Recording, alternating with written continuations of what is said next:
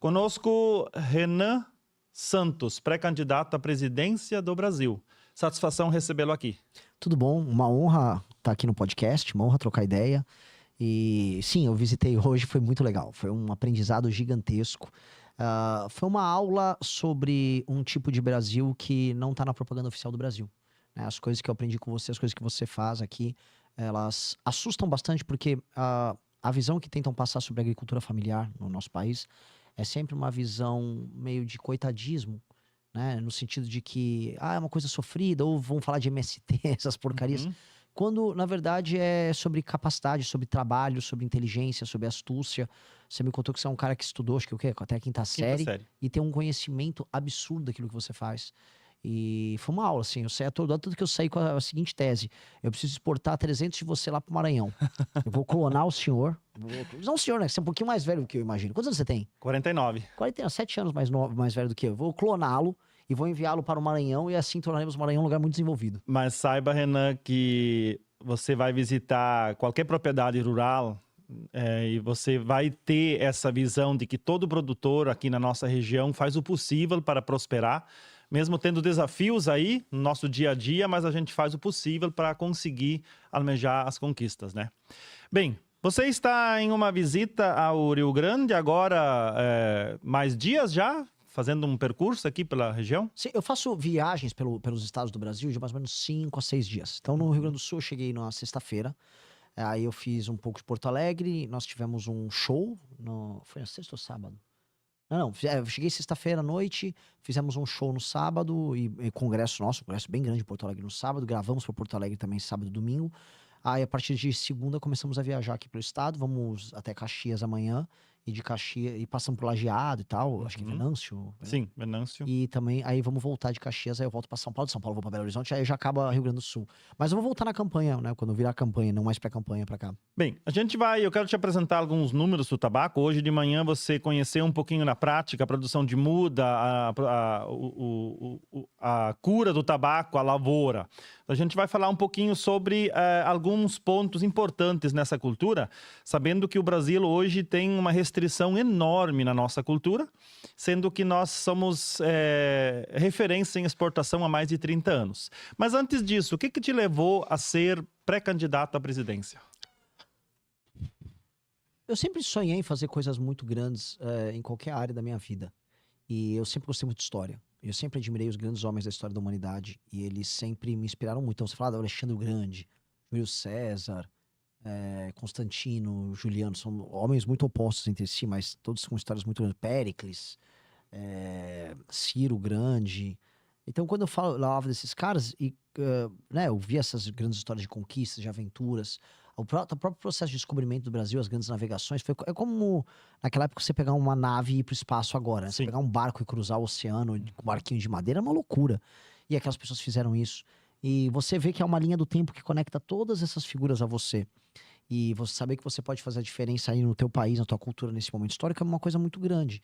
E eu sempre vi isso como algo que eu ambicionava para deixar uma marca minha na história, alguma coisa nesse sentido. E aí, quando montei o MBL, a gente derrubou a Dilma Rousseff, fez as manifestações que a gente fez, foi uma alegria muito grande, porque eu falei, nossa, a gente tá conseguindo realmente fazer a diferença. Só que, para fazer a verdadeira diferença, não adianta a gente só protestar, a gente tinha que chegar no poder e implementar uma série de ideias, porque o Brasil é um país muito complexo, tem muita sabotagem. Você estava começando a falar do tabaco, o que você me apresentou hoje é apenas sabotagem pura e simples a um setor. Então, quando a gente olha assim, eu tô soltando um setor dos milhares de outros setores do Brasil que são sabotados pelo governo. Você olha e fala, cara, tem tanta coisa pra gente resolver, tanta coisa que tornaria o Brasil um país melhor e a gente não consegue fazer. Então, a minha vontade de entrar pra história é fazendo as coisas que precisam ser feitas. Que bom. Você hoje, nos últimos dias, deu bastante entrevista em rádios da região, né? Eu gosto, assim, uma das coisas que eu vou ser com certeza o pré-candidato que mais entrevista deu. Tem dias que eu dou 6 entrevistas, 5 entrevistas. Hoje eu dei uma paulada. Então a ideia é realmente rodar o Brasil, dando entrevistas, falando com as pessoas e entregando as teses que a gente gosta de trabalhar. E, por exemplo, eu dei uma entrevista hoje numa das rádios aqui em Santa Cruz. E aí o G1 lá da Globo já pegou um trecho, já compartilhou e já tá rodando, já virou polêmica. E que assim, bom. É bom. Hoje as redes sociais também são uma ferramenta muito rápida e importante, né, para levar a informação, né? Uhum. Ah, a rede social é fundamental. Assim, minha pré-candidatura só existe por conta das redes sociais. Isso é um fato dado.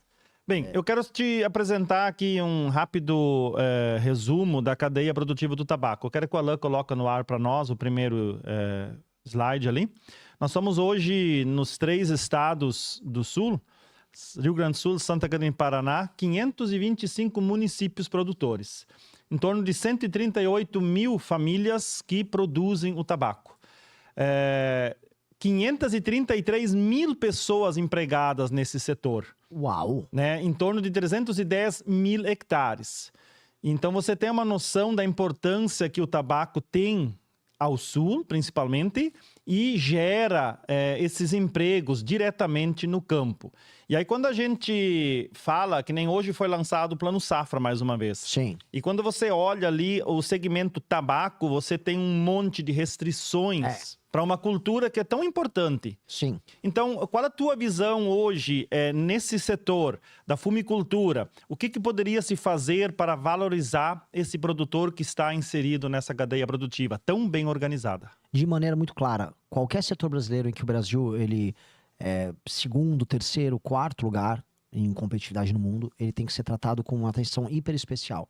A gente fala com muito orgulho dos aviões que a gente faz pela Embraer, que já concorre com a Bombardier e começou a concorrer com a Boeing. Então o Brasil é um dos maiores hoje na aviação. Então eu tenho que olhar para esse setor em que o Brasil já está indo bem e arrancar todos os entraves dele. E não vou ver ninguém reclamar de eu arrancar entraves na produção de aviões, certo? Mesma coisa na produção de soja, em que a gente está alimentando cadeias inteiras pelo mundo com a soja. Ninguém vai querer ver restrição nisso. Agora, por que ver restrição no tabaco e que a gente é o número 1? Veja, no tabaco a gente é número 1 em exportação. A gente está alimentando mercados externos, a gente está falando de uma cultura que tem valor agregado. É diferente, assim, por mais que o grão seja muito importante, o tabaco tem valor agregado. E você me mostrou que você agrega valor no processo já na sua pequena propriedade. E aí, antes de ir para o fabricante, né, você já andou algumas etapas. A soja que a gente exporta do Brasil, e eu nada contra os produtores de soja, mas ela vai crua. Ela vai, né? É um material sem nenhum tipo de processamento. Você já faz um pré-processamento das folhas aqui. Então, isso deixa valor agregado e também trabalha com as propriedades menores, o que trabalha com a agricultura familiar e também, imagino eu, deve ter algum grau de cooperativismo também no setor. Então, o que me espanta é por que diabos, quando a gente está falando em agricultura familiar, pequena agricultura, diversificação em diversas regiões ao redor do Brasil, mais concentrado no sul, mas também pro Nordeste, o governo brasileiro não olha com carinho para isso. Aí vai falar, não, mas porque o tabaco acaba trabalhando com um produto que gera externalidades, né? Beleza, mas se o produto está sendo exportado, a externalidade não é nossa. Se é um chinês que está fumando, se tem um cara na África, se tem uma empresa na Europa, ora, não é problema nosso. Não é problema nosso. E são adultos que estão fazendo uso disso. É um produto conhecido mundialmente. Então, por que diabos nós estamos querendo evitar que nós conseguimos exportar esse produto? É porque na prática a perseguição ideológica, e aí eu vou falar meu ponto, não é que é sobre o tabaco, é porque como o tabaco você consegue criar uma narrativa negativa sobre ele, e como tudo que a esquerda, quando está no poder, ela age contra a agricultura brasileira, com o tabaco ela consegue ter melhores argumentos para tentar ferrar o setor. Se, por exemplo, olha, a soja vai te dar câncer, na hora eles vão tentar criar meios para quebrar o setor de soja, como fazem com a carne. Tem estudos e mais estudos, campanhas e mais campanhas. Inventaram que você ter, vamos dizer, rebanho bovino, você aumenta o efeito estufa. Né? Então, quando os caras conseguem uma argumentação contrária, eles vão contra mesmo. E é uma tentativa clara de sabotagem. Então, eu acho que eles apenas encontram argumentos mais convincentes para atrapalhar um setor, porque a função deles, como um todo, é atrapalhar a agricultura. Eu, inclusive, compartilhei nos últimos dias um vídeo de um outro canal onde mostravam os números, né? O Brasil não ocupa nem 10% da área para áreas agrícolas. E aí você pega a Europa, em torno de 50% ou mais que 50% para áreas agrícolas. Mas apontam o dedo sempre para o Brasil, né? Como o grande vilão. Mas somos, na verdade, um grande fornecedor de alimentos para o mundo. Essa história me dá muita raiva. Vou te contar um negócio. Eu tive uma reunião com embaixadores do mundo todo, 60 embaixadores na quinta-feira. Uma reunião pública, eles foram me sabatinar. E aí na sabatina eu pude falar isso para os europeus. Eu pude falar, como é que pode, né? Em inglês o termo é preaching, né? Que é ficar pregando, né? Eu falei, vocês ficam preaching us, né? Vocês ficam dando aulinhas pra gente sobre como se comportar em termos ambientais, sendo que, do ponto de vista ambiental, a gente tem um código florestal muito mais avançado que o deles. A gente preserva a mata ciliar no Brasil, lá na Europa não preserva. Você vai pegar um rio, eu vi isso em Portugal, né? As vinhas, as plantações de uva vão até o rio, até a beira do rio. Aqui no Brasil, o produtor vai preso se isso acontecer. né? É um inferno para o produtor trabalhar. Então, ele preserva a mata ciliar, você tem que preservar cotas mínimas de floresta nativa, já estão falando de corredores para passagem de fauna e tal. E lá na gringa não precisa fazer absolutamente nada disso, e eles vêm dar aula pra gente. É um absurdo, a gente não tem que aceitar essa aula deles. Eu falei pra eles, vocês não vão mais ficar vindo dar aula aqui. Houve um evento que é a COP30, lá em Belém do Pará. Belém é uma cidade que, a cidade em si, ela é um crime ambiental. Belém é inteira favelizada. Belém não tem saneamento básico. Todos os rios aí estão altamente contaminados. Os lençóis freáticos são contaminados, porque o esgoto basicamente é largado ali. E reuniu um monte de europeu para ficar dançando lá, uns carimbó, umas músicas locais, e comemorando que eles estão ajudando o nosso meio ambiente. Não estão ajudando nada, eles estão apenas sabotando a nossa produção. Então, isso é uma coisa que a gente não pode permitir que façam conosco. Eu acho que o Brasil, ele se diminui demais quando ele permite que venham, vamos dizer, figuras de outros países dar lição de moral na gente. A gente não tá, vamos dizer, numa posição de aceitar isso. E eu acho que o Brasil tem que se dar o respeito. E nós temos que começar a se dar o respeito, porque boa parte da pressão que surge sobre nós é uma pressão que nós aceitamos. Vê se os Estados Unidos aceitam essa pressão sobre os produtores deles. Vê se a China é o maior produtor de frutas do mundo. Vê se ficam, desculpa o termo, cagando regra pros chineses, pros australianos. A gente que deixa. E aí se você olhar os números, Alan, coloca no ar para nós o slide 5, que mostra que o Brasil exportou no ano de 2024 562 mil toneladas de tabaco. Só que se você olhar os outros países, China, Zimbábue, Índia, Estados Unidos, Tanzânia, Malawi, todos eles também exportam. E a gente vê, quando nós participamos da COP11, que outros países incentivam o seu produtor a estar plantando e a exportar. E por que nós, eu vou pegar o exemplo do tabaco, mas que é o exemplo de outras culturas também, a gente parece que retrai, o governo quer retrair, parece que é errado você estar produzindo algo para exportação. Então isso é um ponto muito importante que nós já há tempo nas nossas redes sociais falamos, e a gente gostaria de ver um dia um governo que desse o pontapé para nós alavancarmos e não para nos atrapalhar e tropeçarmos. Eu vou te falar uma coisa, lá no teu gráfico tinha um caso da Bahia, né? Que já tem uma fazenda bem grande produzindo para Philip Morris. Eu acompanhei o caso dessa fazenda. Eles já estão produzindo uma espécie de um tabaco diferente que é utilizado num produto novo, que é uma espécie de um vape já da Philip Morris. Pois bem, o mundo vai se adaptar, né? O mundo do tabaco, ele vai se adaptar às circunstâncias tecnológicas e às circunstâncias sanitárias dos países.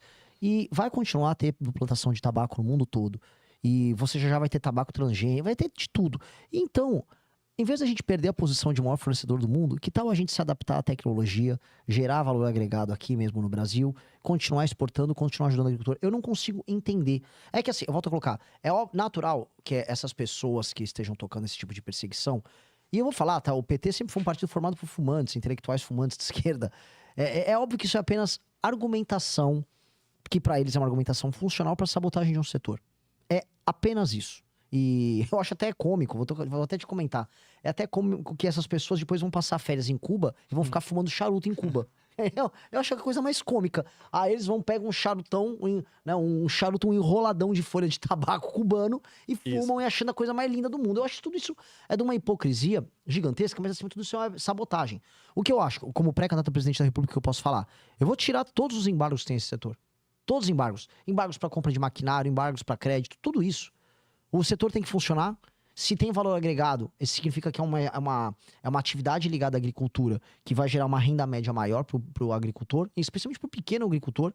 Então, qual é o lado negativo dessa história? Eu ainda não vi o lado negativo dessa história.